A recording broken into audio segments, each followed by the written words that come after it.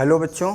तो आज हम जो है आपका एनसीईआरटी फिजिक्स का लेक्चर नंबर 2 लेके आए हैं मेजरमेंट में, ठीक है, मापन में। तो पिछले लेक्चर मैंने आपको कुछ पूर्व लग्न बताए थे कि आप जैसे मीटर के आगे लगा दो तो यूनिट आपकी चेंज हो जाएंगी, है ना। कुछ छोटी यूनिट बना सकते हो, कुछ बड़ी यूनिट बना सकते हो। उन पूर्व लग्न को आप सेकेंड के आगे लगा सकते हो, किलोग्राम के आगे लगा सकते हो। लेकिन हमेशा हमारा काम पूर्व लग्न वाली जो यूनिट्स हैं उनसे नहीं चलता है। व्यवहारिक जीवन में हमें कुछ और भी यूनिट्स काम में लानी पड़ेंगी। न्यूमेरिकल्स में कई जगह आपको कुछ दूसरी यूनिट्स भी लिखी हो सकती हैं, तो उनका भी कन्वर्जन आना चाहिए। थोड़ा सा ये रटने वाली बातें हैं, जैसे कि मुझे याद है वैसे आपको भी याद होना चाहिए। मैं कुछ यूनिट्स आपको लिख देता हूँ। तो आपका लंबाई के कुछ व्यवहारिक मात्रक बता देता हूँ। आपको पहले छोटे मात्रक बताता हूँ। सबसे पहली चीज़, अगर कहीं माइक्रोन लिखा हो, क्या लिखा हो, माइक्रोन, तो आप समझ जाना कि ये 10⁻⁶ मीटर होता है। माइक्रो बताया था मैंने पूर्व लग्न में, है ना। इसके अलावा अगर आपको कहीं पर एंगस्ट्रॉन मिल जाए, समझना ध्यान से, एंगस्ट्रॉन, ऐसे शॉर्टकट में ए के ऊपर ऐसा बिंदी रखा होगा, एंगस्ट्रॉन है ये होता है 10⁻⁻10 मीटर, ठीक है। इसी तरीके आपको कहीं पर एक्सरे मात्रक भी मिल सकता है, एक्सरे यूनिट, ठीक है। अगर आपको कहीं पर एक्सरे यूनिट मिल जाए ऐसा, ठीक है, तो ये 10⁻⁻13 मीटर होगा। कभी कभी आपको सवालों में कहीं फर्मी लिखा हुआ मिलेगा, फर्मी, तो 10⁻15 मीटर हो जाएगा, ठीक है। हाँ, एक चीज़ आपने इंच सुना होगा, आपके पास जो स्केल होती है ना उसमें इंच होता है ना, ये होता है 0.0254 मीटर, लगभग 2.5 सेंटीमीटर होता है ना, लगभग कितना, 2.5 सेंटीमीटर। फीट सुना होगा आपने, 2 फीट 4 फीट ऐसा बोलते हैं ना, ये लगभग 12 इंच के बराबर होता है, ठीक।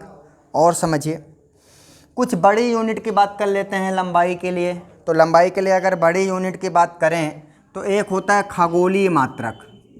कौन सा मात्रक, खगोलीय मात्रक, खगोलीय यूनिट होता है। एस्ट्रोनॉमिकल यूनिट लिखते हैं, एयू लिखा होगा कहीं कहीं किताबों में, ठीक है। खगोलीय मात्रक कितना होता है, अप्रॉक्सीमेट, ये तो 1.48 होता है, बट मैं अप्रॉक्सीमेट आपको 1.5 लिखूंगा। तो 1.5 इंटू 10⁻11 मीटर, या तो आप लिख सकते हो 1.5 इंटू 10⁸ किलोमीटर। आपको सब ये चीज़ें लर्न करनी है जैसे मैं आपको बता रहा हूँ, ठीक है। आप नोट भी करते जाना है, ठीक। खगोलीय मात्रक के आगे आपको एक चीज़ मिलेगी, प्रकाश वर्ष। क्या चीज़, प्रकाश वर्ष, लाइट ईयर बोलते हैं, लाइट ईयर। बच्चा बहुत कंफ्यूज रहता है, देखने में ऐसा लगता है कि जैसे ये वर्ष जो है ना ये समय का मात्रक होता है। वर्ष क्या होता है, समय का। तो बच्चा समझ जाता है कि यार ये प्रकाश वर्ष तो समय का मात्रक होना चाहिए, बट रियलिटी में ये समय का मात्रक नहीं है। ये किसका मात्रक है, ये डिस्टेंस का मात्रक है, दूरी का मात्रक है। इसका मतलब क्या होता है, प्रकाश द्वारा एक वर्ष में चली गई दूरी को एक प्रकाश वर्ष कहते हैं। क्या कहते हैं, एक प्रकाश वर्ष कहते हैं, ठीक है ना। क्या कहते हैं, प्रकाश वर्ष। अच्छा, अब प्रकाश द्वारा एक वर्ष में चली गई दूरी, तो अगर हम ध्यान से समझें, थोड़ा सा आपने 9th वगैरह में भी पढ़ी होंगी ये बातें। तो प्रकाश द्वारा एक वर्ष में चली गई दूरी अगर हमें निकालना है तो दूरी क्या होता है, स्पीड, मतलब दूरी is equal to speed into time, यानी कि चाल इंटू समय। तो अगर हम दूरी की बात करें, एक प्रकाश वर्ष की बात करें, तो एक प्रकाश वर्ष बराबर हो जाएगा, प्रकाश की चाल होती है 3 × 10⁸ मीटर पर सेकेंड, 8 मीटर पर सेकेंड। अच्छा, ये क्या हो गई, चाल। और दूरी जो है अगर लिखनी है तो चाल इंटू समय होना चाहिए। समय कितने समय में, एक वर्ष में। तो एक वर्ष को पहले आप डे में कन्वर्ट कर लो, दिन बना लो। तो एक वर्ष में कितने दिन होते हैं, बच्चे बोलेंगे 365, नहीं, मैं बोलूँगा 365.25, 365 दिन और 6 घंटे होते हैं एक साल में, ठीक है। आपने सुना होगा हर 4 साल में फरवरी 29 की हो जाती है, इसे लीप ईयर बोलते हैं। तो ये 6 घंटे 6 घंटे 6 घंटे ऐसे चौथे साल में एक दिन हो जाता है, तो उस साल आपके 366 दिन हो जाते हैं। यानी कि ये जो एक वर्ष होता है ना, ये रियलिटी में अर्थ द्वारा सन का एक चक्कर लगाने का समय होता है। तो अपनी पृथ्वी सूर्य के चारों तरफ जब चक्कर लगाती है तो 365 दिन और 6 घंटे में एक चक्कर कंप्लीट होता है। तो एक वर्ष में अगर पूछे जाएं कितने दिन होते हैं तो आप बोलोगे 365.25 डेज, है ना। डे को कन्वर्ट कर लो तो आप आवर बन जाएगा, तो आप 24 से मल्टीप्लाई कर लेना, 12 से नहीं 24 से, ठीक। इनटू आवर को कन्वर्ट कर लो मिनट में तो 60 हो जाएगा, और इनटू मिनट को कन्वर्ट कर लो सेकंड में तो और 60 लिख लो। ध्यान से देखो, ये यूनिट क्या था, मीटर पर सेकंड, और ये यूनिट जो है ये पूरा समय है, तो ये क्या हो गया, सेकंड। अगर मीटर पर सेकंड लिखा हुआ है, metre upon second into second, तो सेकंड सेकंड मार दिया, तो ये प्रकाश वर्ष का जो वैल्यू आया ये काहे में आया, मीटर में। किस में आया, मीटर में। अब एक प्रकाश वर्ष इज इक्वल टू, हालांकि मैं आपको ये कैलकुलेशन दे सकता हूँ घर के लिए, बट मुझे थोड़ा सा वैल्यू याद है लगभग, तो मैं आपको लिख देता हूँ 9.46 इंटू 10⁻15 मीटर होता है। आप एक बार इसको कैलकुलेट कर लीजिएगा, ठीक है। इसके बाद एक लंबाई का सबसे बड़ा मात्रक होता है पारसेक। क्या होता है, पारसेक, ठीक है। अगर आपसे कोई कभी क्वेश्चन पूछा जाए कि लंबाई का सबसे बड़ा मात्रक क्या होता है, 4 ऑप्शन आपको दे दिए जाएं, तो आप क्या लिखोगे, पारसेक। एक पारसेक में 3.26 लाइट ईयर होते हैं, यानी कि 3.26 प्रकाश वर्ष होते हैं, ठीक है।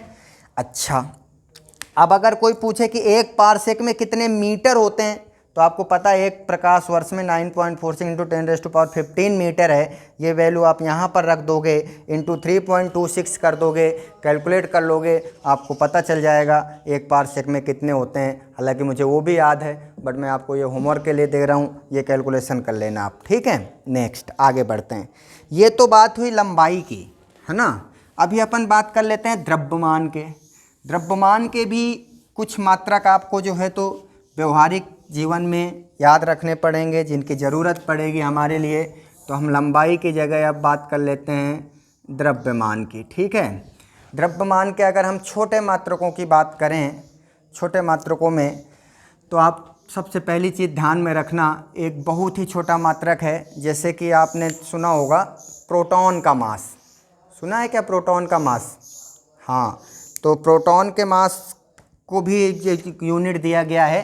प्रोटॉन का मास कितना होता है, 1.67 इंटू 10⁻27 kg, है ना। बड़े मात्रक की अगर हम बात करें, मतलब प्रोटॉन के मास को AMU बोलते हैं, ये भी समझ लेना, 1 AMU, ठीक है। ये 1.67 इंटू 10⁻27 kg के बराबर होता है, ठीक है। AMU जो है आपका, ये भी यूनिट है किसका, मास का, यानी द्रव्यमान का, ठीक है। इसमें जो 1.67 इंटू 10⁻27 kg केमिस्ट्री में आप लोग पढ़ोगे, इतना ही मास होता है प्रोटॉन का भी, ठीक। नेक्स्ट थोड़ा बड़े मात्रकों की अगर हम बात करें, आपने क्विंटल सुना होगा, डेली लाइफ में बहुत यूज में आता है ये, है ना। क्विंटल होता है 10⁻2 kg, यानी 100 kg। 100 kg का एक क्विंटल होता है। और अगर आप बात करो तो एक चीज़ आपने सुनी होगी, मीट्रिक टन। क्या चीज़, मीट्रिक टन 10⁻3 kg का होता है ना। थोड़ा सा और आगे अगर अपन बात करें, थोड़ा सा और आगे, तो एक चीज़ होता है आपका जो है चंद्रशेखर, CSU बोलते हैं। फुल फॉर्म लिख लीजिएगा आप, चंद्रशेखर यूनिट, यानी चंद्रशेखर मात्रक। एक चंद्रशेखर, अरे नाम वो यहाँ चंद्रशेखर, परेशान ना होना, चंद्रशेखर भी आपसे एक बार क्वेश्चन भी पूछा जा चुका है। चंद्रशेखर मात्रक होता है, 4 ऑप्शन दे दिए, लंबाई का, द्रव्यमान का, समय का, ताप का। तो आपको याद रखना है कि चंद्रशेखर किसका मात्रक होता है, द्रव्यमान का मात्रक होता है। ये लिखा हुआ है चंद्रशेखर यूनिट, CSU, ठीक है। एक CSU में 2.8 इंटू 10⁻30 kg होता है, ठीक है। यानी ये approximate 1.4 times of the mass of the sun. Sun के मास का लगभग 1.4 टाइम्स जो होता है, उसे एक नया नाम दिया गया यूनिट में, जिससे हम लोग क्या बोलते हैं, चंद्रशेखर यूनिट बोलते हैं। ठीक है, ऐसे ही समय के लिए अगर हम बात करें तो थोड़ा समय के भी कुछ मात्रक बता देता हूँ। समय के कुछ व्यवहारिक, हालांकि बहुत ज़्यादा ज़रूरत नहीं है, फिर भी थोड़ा याद होना चाहिए आपको। मात्रक होते अभी बहुत हैं, मैंने आपको बहुत कम लिखे हैं ज़रूरत के हिसाब से। समय के कुछ व्यवहारिक मात्रक की बात करें तो आपने सुना होगा मिनट, है ना, सब जानते हैं, कितने सेकंड का, 60 सेकंड का। दूसरा आपने सुना होगा घंटा, और ये कितने का होता है 1 घंटा, 60 × 60 सेकंड का हो जाएगा, है ना। अगर आपसे पूछा जाए डे यानी कि दिन, तो दिन कितने का होता है, 24 आवर का होता है। ठीक है, अच्छा, चौथी चीज़ आपसे अगर पूछा जाए वर्ष, है ना, सौर वर्ष बोलते हैं इसको, सोलर ईयर। ठीक है, सौर वर्ष कितने दिन का होता है, तो आप कह दोगे सर 365.25 डे, थोड़ी देर पहले हमने बताया है ना। इसको सेकंड सेकंड बनाना है तो भी कन्वर्ट कर सकते हो, कोई बड़ी बात नहीं है। एक चीज़ होती है लूनार मंथ, लूनार, अच्छा इंग्लिश लिख दिया आपको, हिंदी, हाँ हिंदी थोड़ा ध्यान देना है इसका। चंद्र महीना ऐसा होता है शायद, चंद्र मास ऐसा कुछ होता है। ठीक है, तो जो चंद्रमा मंथ होता है, यानी कि इसका मतलब होता है लूनार मंथ का कि time taken by the moon to complete 1 revolution around the earth. जो मून होता है वो अर्थ के अराउंड एक चक्कर लगाता है, तो चंद्रमा को अर्थ के अराउंड एक चक्कर पूरा करने में जो समय लगता है उसी को हम लोग लूनार मंथ बोलते हैं, LM लिखते हैं शॉर्टकट में, और ये होता है 27.3 डेज का। ठीक है, तो आपको ये सारी चीज़ें अच्छे से लर्न होनी चाहिए, हालांकि बहुत ज़रूरत नहीं है, ना भी याद हो तो परेशान होने की ज़रूरत नहीं है। अभी आपको जो है मेजरमेंट के लिए मैं कुछ चीज़ें बताऊंगा, जैसे लंबन मेथड है, दूर की चीज़ें कैसे मेजर करते हैं, समय के कुछ मेजर के, कुछ मास को मेजर करने के स्पेसिफिक मेथड हैं, कुछ मतलब विधि हैं, वो चीज़ आपको डिस्कस करी जाएंगी। लेकिन उससे पहले हम एक बहुत इम्पॉर्टेंट टॉपिक NCERT में ही दिया हुआ है, त्रुटि, जिससे आपको न्यूमेरिकल्स में बहुत सारे मिलेंगे, बहुत बढ़िया बढ़िया न्यूमेरिकल्स बनते हैं, और ये जो है कंपटीशन के लिए भी बहुत इंपॉर्टेंट टॉपिक होता है। जैसे जो बच्चे इंजीनियरिंग की तैयारी करते हैं या जो बच्चे मेडिकल की तैयारी करते हैं, तो वहाँ से 100% एक क्वेश्चन हर साल आपको एरर से भी मिलता है। तो एरर यानी कि त्रुटि, उस पर त्रुटि पे मैं थोड़ा सा फोकस करूँगा। इसके बाद आपको मेजरमेंट के जो मेथड हैं, मापन के जो कुछ विधियां हैं वो डिस्कस करूँगा। पहले आपको क्या बताऊँगा, त्रुटि बताऊँगा, फिर मापन की कुछ विधियां बताऊँगा, बाद में आपको जो है विमीय विश्लेषण की तरफ ले चलूँगा। अभी टॉपिक थोड़ा लंबा है, तो पहले अपन बात करते हैं, त्रुटि पे आ जाते हैं। थोड़ा सा समझना, ये आपके लिए नया टॉपिक है, 10वीं से इसका कुछ लेना देना नहीं है। ठीक है, बिल्कुल नए तरीके से पढ़ रहे हो तो आपको ज़्यादा ध्यान देने की आवश्यकता होगी। आपसे बोला जाए कि त्रुटि क्या होती है ना, त्रुटि अंग्रेजी में बोलते हैं एरर।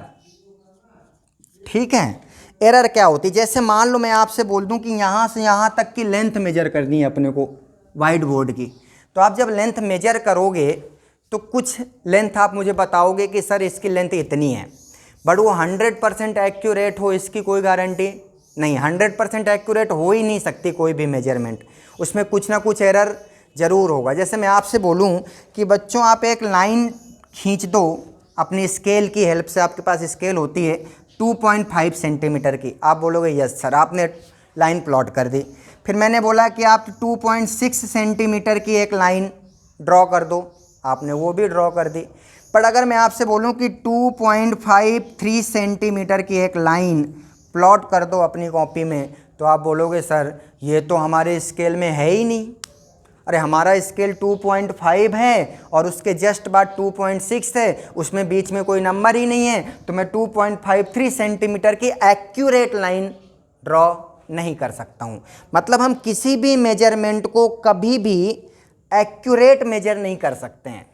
कुछ भी नापना हो, कोई भी चीज़ में प्रयोग में अपने को लेना हो, तो अपन उसको बिल्कुल 100% एक्यूरेसी के साथ नहीं बता सकते हैं, उसमें कुछ ना कुछ गलती ज़रूर होगी। उस गलती को साइंटिफिक लैंग्वेज में वैज्ञानिक दृष्टि से त्रुटि बोलते हैं। अगर आपसे पूछा जाए डेफिनेशन क्या है, तो आप बताओगे कि हम किसी भी मापन को, कोई भी हमें अगर चीज़ मापनी है तो हम उसे 100% शुद्धता के साथ मेजर नहीं कर सकते, माप नहीं सकते हैं, उसमें कुछ ना कुछ गलती ज़रूर होगी।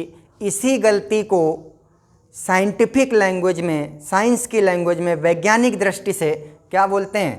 त्रुटि कहते हैं। जो मैं बोला करूं आप नोट भी कर लेना, डेफिनेशन भी त्रुटि की, मतलब त्रुटि की कोई पूछे त्रुटि से आप क्या समझते हो, तो आप बोलोगे हम कोई भी मान, कोई भी मेजरमेंट यानी मापन बिल्कुल शुद्धता के साथ नहीं कर सकते, उसमें कुछ ना कुछ गलती हो जाती है। उसी गलती को ही साइंस की भाषा में त्रुटि कहते हैं। ठीक है, त्रुटि रियलिटी में होती क्या है? त्रुटि रियलिटी में होती है मेजर्ड वैल्यू, हाँ मेजर्ड वैल्यू मैं लिख दूंगा अभी आपको। मेजर्ड वैल्यू तो आप जान गए होंगे ना, जो हमने मापा है, माप की वैल्यू, ठीक है, मापन का मान जो है वो मेजर्ड वैल्यू है।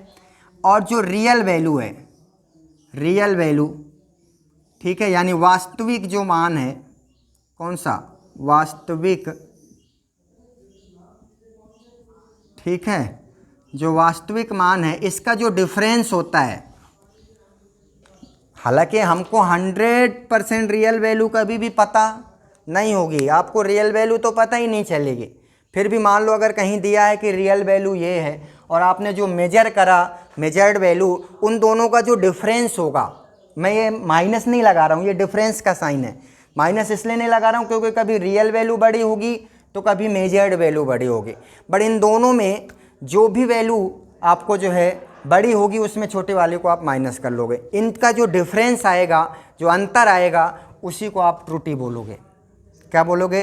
जो मापन की जो वैल्यू है और जो वास्तविक वैल्यू है, उन दोनों के बीच का जो अंतर है, उस अंतर को ही हम लोग त्रुटि कहते हैं। ठीक है, त्रुटि जो है कई प्रकार की होती है, आपकी किताब में भी कई प्रकार से लिखा होगा। जैसे कि मैं एक आपको सबसे पहली त्रुटि बताता हूँ, हिंदी में लिख देता हूँ आपके लिए। ठीक है, हिंदी के वर्ड थोड़ा सा टफ है ना, इंग्लिश थोड़ा समझना आसान होता है, बट आप हिंदी में ही पढ़े हो तो आप समझना। यांत्रिक त्रुटि, ठीक है, इसे अंग्रेजी में सिस्टमैटिक एरर बोलते हैं। कौन से एरर बोलते हैं? Systematic error. मेन होती तो बहुत है, बट मेन मैं आपको लिख रहा हूँ, दो टाइप की हैं, एक यांत्रिक है और एक है यादृच्छिक, जो भी है यादृच्छिक त्रुटि, छिक जो भी है ना, अंग्रेजी में इसे रैंडम एरर बोलते हैं। आप एनसीईआरटी पढ़ोगे तो आपको ये लैंग्वेज मिल जाएगी, यादृच्छिक त्रुटि लिखा होगा वहाँ पर। ठीक है, तो एनसीईआरटी आप रीड करते जाना, कहीं दिक्कत हो तो आपको जो है लाइव के माध्यम से, जूम ऐप किया जो है तो व्हाट्सएप जैसा भी होगा, उसके थ्रू आपके डाउट्स क्लियर करे जाएंगे। ठीक है, वो आपको सूचना दी जाएगी। तो आपको दो टाइप की त्रुटि आपको ध्यान में रखनी है। सबसे पहली चीज़ यांत्रिक त्रुटि और दूसरी होती है यादृच्छिक त्रुटि, यानी कि पहली वाली सिस्टमैटिक त्रुटि है और दूसरी को हम लोग रैंडम त्रुटि बोलते हैं। अच्छा, अब आपसे पूछा जाए कि आप यांत्रिक त्रुटि से क्या समझते हैं, यांत्रिक त्रुटि क्या होती है, तो आप कहोगे ऐसी त्रुटि जिसके कारण हमें ज्ञात हों, जो हमें पता हो कि ये क्यों आ रही है, ऐसी त्रुटि को हम लोग बोलते हैं यांत्रिक त्रुटि। और ऐसी त्रुटि जिसके कारण अज्ञात हों, कारण ही ना पता हो कि त्रुटि क्यों आ रही है, अचानक से हम प्रयोग कर रहे हैं, हवा चल जाए, उस एयर की वजह से कोई त्रुटि हो जाए, तो हम नहीं समझ पाएंगे वो त्रुटि कितनी हुई, कैसी हुई, तो ऐसी त्रुटि को हम लोग रैंडम एरर बोलते हैं, जो अचानक से हो जाती है, जिसके रीजन्स अननोन होते हैं। तो अगर पूछा जाए कि यांत्रिक त्रुटि क्या है, तो आप कह सकते हो सिस्टमैटिक एरर, यानी यंत्र, जो हम यंत्र यूज कर रहे हैं। जैसे कई बार आपने तराजू देखा होगा, आप सब्जी मंडी जाते हो भाजी लेने, है ना, अगर उसके पूरे वेट भी हटा लिए जाएं तो दोनों जो पलरे होते हैं वो बराबर नहीं होते। कभी कभी ऐसा होता है, कोई पलरा नीचे रहता है, कोई ऊपर रहता है ना, तो फिर उसमें थोड़ा सा पहले से ही कुछ वेट वगैरह रख के पहले बराबर कर लेते हैं, फिर वेट रख के तोल लेते हैं, है ना। तो वो किस में त्रुटि है? यंत्र की त्रुटि है। वो जो अपन ऑपरेटर्स यूज कर रहे हैं ना, जो तराजू यूज कर रहे हैं, उस यंत्र में ही त्रुटि है। ऐसी त्रुटि को हमें जो है इसके कारण पता है, क्योंकि ये त्रुटि क्यों आ रही है, तो हम इसको रिमूव कर सकते हैं। यानी कि यांत्रिक त्रुटि ऐसी त्रुटि होती है जिसके कारण पता होते हैं, जिसके कारण ज्ञात होते हैं, ठीक है, तथा जिन्हें हम क्या कर सकते हैं? हटा सकते हैं, रिमूव कर सकते हैं। ऐसी त्रुटि को हम क्या कर सकते हैं? हटा से, अरे भैया हमें पता है कि हमारे तराजू में तो पहले से ही थोड़ा सा डिसबैलेंस है, तो हम उतना बैलेंस करके वापस से तोल लेंगे, या ऐसा करेंगे कि उस तराजू को ही चेंज कर देंगे, नया तराजू खरीद लेंगे, तो आपकी वो जो त्रुटि है वो ख़त्म हो जाएगी। तो आपका ऐसी त्रुटि क्या कहलाएगी? यांत्रिक। यानी यांत्रिक त्रुटि को आप पूरी तरीके से 100% रिवॉल्व कर सकते हो, है ना। ओके, अच्छा अब पूछा गया भैया यादृच्छिक त्रुटि क्या है, रैंडम एरर क्या है, जिसके कारण हमें ज्ञात ना हो ऐसी त्रुटि यादृच्छिक त्रुटि कहते हैं। इसे पूरी तरह से खत्म नहीं किया जा सकता, लेकिन इसे कम जरूर किया जा सकता है। अब बच्चा समझेगा कि सर इसे हटा तो नहीं सकते हम, लेकिन क्या इसे थोड़ा सा रिड्यूस कर सकते हैं, कम कर सकते हैं? तो आप बोलोगे हाँ सर इसको कम जरूर कर सकते हैं। कैसे कम करेंगे? अब आप देखो, अब आप 11th-12th में जब आओगे तो आप लैब में बहुत सारे प्रैक्टिकल्स करोगे, है ना। आपके सिलेबस में 32 या 33 प्रैक्टिकल्स हैं, वो आपको कराए जाएंगे लैब में। तो आप जब प्रैक्टिकल्स करोगे तो जैसे हमने आपको बोला कि भैया ये प्रैक्टिकल आप करो, आपको बताया जाएगा ऐसे ऐसे करना है, ये मेथड है। तो जब आप उसकी रीडिंग निकालोगे, उसकी वैल्यू निकालोगे, तो आपको एक बार में वो वैल्यू नहीं लिखनी होगी। हम बोलेंगे कि इसे 3 से 4 बार आप रिपीट करो प्रैक्टिकल। क्यों? क्योंकि एक बार में आपने किया हो पूरा 100% एक्यूरेसी के साथ सही हो, ये कोई ज़रूरी नहीं, उसमें एरर होने के चांसेस ज़्यादा हो सकते हैं, है ना। और हम कोई भी एक्सपेरिमेंट करते हैं, कुछ भी वैल्यू देते हैं, तो हम चाहते हैं कि उसमें एरर हमेशा क्या हो? कम हो। तो एरर कम करने के लिए एक तो सबसे बेसिक रीज़न है कि आप, सबसे पहला जो कारण है कि अगर कम करना है एरर, तो आप किसी भी एक्सपेरिमेंट को बार बार रिपीट करो। बार बार क्या करो? रिपीट करो। जब आप रिपीट करके लिखोगे तो हो सकता है अलग अलग वैल्यूज आपको 2-3 बार मिली हूँ, तो आप बोलोगे सर हम इनमें किन पे रिलायबल हूँ, हम किस पे भरोसा करें कि कौन सी वैल्यू ज़्यादा एक्यूरेट है? तो हम किसी पे भी भरोसा नहीं कर सकते, है ना। जब आपने देखा होगा कभी आप बटाटा लेने जाओ, एरर हमारे लिए बहुत इंपॉर्टेंट है, मतलब बोले तो आलू खरीदने जाओ बाज़ार पे या प्याज खरीदने जाओ, थोड़ा मराठी में बोल गया मैं, है ना। तो अगर आप आलू खरीदने जाओ तो देखो दुकानदार जब आपको देता है 1 किलो, तो वो थोड़ा बहुत ज़्यादा भी ले आते हो। आप 1 किलो लेने जाओ तो 50 ग्राम ज़्यादा भी ले आए, तो उसमें बहुत ज़्यादा खुश होने की ज़रूरत नहीं है, क्योंकि 1 किलो आलू खरीदने में अगर हम 50 ग्राम ज़्यादा भी ले आए तो वो उसकी कोई बहुत ज़्यादा वैल्यू नहीं है। वो एरर है, एरर काफ़ी है, बट उस एरर हमारे लिए, उस एरर का कोई ज़्यादा अंतर, या उस दुकानदार के लिए कोई अंतर नहीं है। बट अगर हम कभी गोल्ड लेने जाएं, ज्वेलर्स की दुकान पे जाएं, और हम उससे बोलें कि भैया 10 ग्राम हमें गोल्ड लेना है, तो आप कभी ऐसा नहीं देखोगे कि आप 10 ग्राम की जगह 11 ग्राम ले आओ। क्यों?